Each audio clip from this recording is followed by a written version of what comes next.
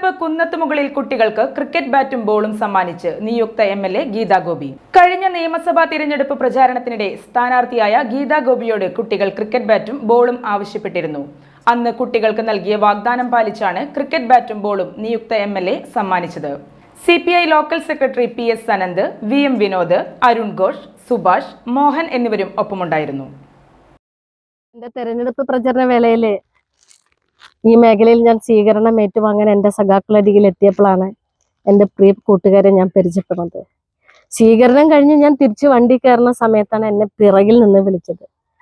നിശങ്കും മാനവും, ഞങ്ങൾക്ക് ഇവിടെ കളിക്കാൻ ഒരു ചെറിയ ഗ്രൗണ്ട് ഉണ്ട്, ബാറ്റൊന്നുമില്ല, ഒരു സഹായം ഞങ്ങൾക്ക് ചെയ്യുമെന്ന് ചോദിച്ചു.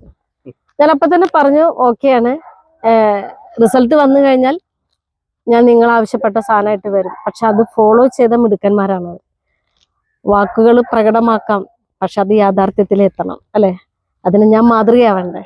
നിങ്ങൾ പറഞ്ഞ വാക്ക് പാലിച്ചു.